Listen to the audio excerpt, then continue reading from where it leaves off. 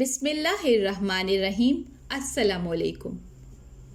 दीन दुनिया रहबर में आज हम सूरह बलद का मौजू और मजमून बयान करने जा रहे हैं। मुलाहिज़ा फरमाइए।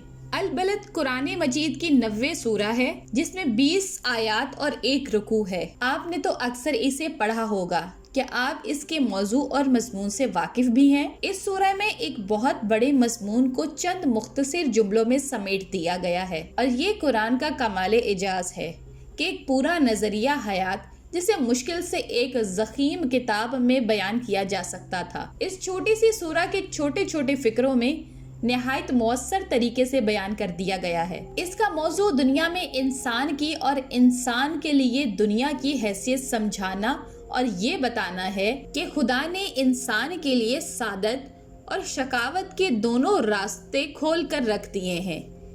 इनको देखने और इन पर चलने के वसाइल भी इसे फराहम कर दिए हैं, और अब ये इंसान की अपनी कोशिश और मेहनत पर मौकूफ है कि वह सादत की राह पर चलकर अच्छे अंजाम को पहुंचता है या शकावत की राह इख्तियार करके बुरे अंजाम से दो चार होता है। सबसे पहले शहर मक्का और इसमें रसूल अल्लाह सल्लल्लाहु अलैहि वसल्लम पर गुजरने वाले मसाइब और पूरी औलाद आदम की हालत को इस हकीकत पर गवाह की हैसियत से पेश किया गया है कि ये दुनिया इंसान के लिए आरामगाह नहीं है जिसमें वो मज़े उड़ाने के लिए पैदा किया गया हो, बल्कि यहाँ इसकी पैदाइश ही मुशक्कत की हालत में हुई है। इस मजमून को अगर सूरह नजम की आयत 39 लैसा इल्लल इंसान इल्ला मा सआ के साथ मिलाकर देखा जाए तो बात बिल्कुल वाज़िह हो जाती है कि इस कारेगाह दुनिया में इंसान के मुस्तकबिल का इन्हिसार इसकी सयो कोशिश और मेहनत मुशक्कत पर है। इसके बाद इंसान की गलत फहमी दूर की गई है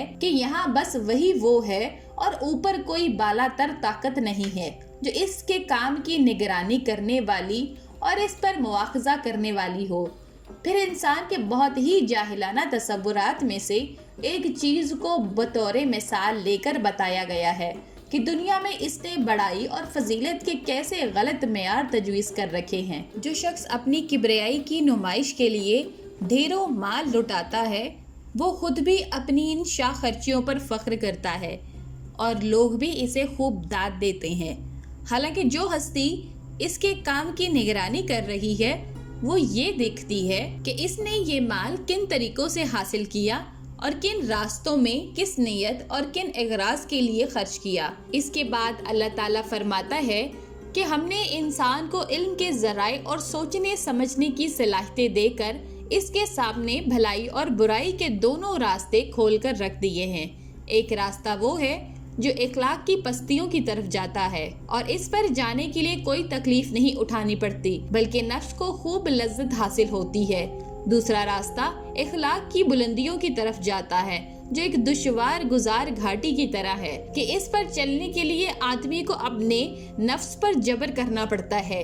ये इंसान की कमजोरी है कि वो इस घाटी पर चढ़ने की बनिस्बत खड्ड में लड़कने को तरजीह देता है। फिर अल्लाह ताला ने बताया है कि वो घाटी क्या है जिससे गुजर कर आदमी बुलंदियों की तरफ जा सकता है। वो ये है कि रिया और फख्र और नुमाइश के खर्च छोड़कर आदमी अपना माल यतीमों और मस्कीनों की मदद पर खर्च करे, अल्लाह और इसके दीन पर ईमान लाए और ईमान लाने वालों के गिरोह में शामिल होकर एक ऐसे मुआशरे की तश्कील में हिस्सा ले जो सब्र के साथ हक परस्ती के तकाज़ों को पूरा करने वाला और खल्क़े खुदा पर रहम करने वाला हो। इस रास्ते पर चलने वालों का अंजाम ये है कि आदमी अल्लाह की रहमतों का मुस्तहिक हो, और इसके बरअक्स दूसरा रास्ता इख्तियार करने वालों का अंजाम दोज़ख की आग है जिससे निकलने के सारे दरवाजे बंद हैं।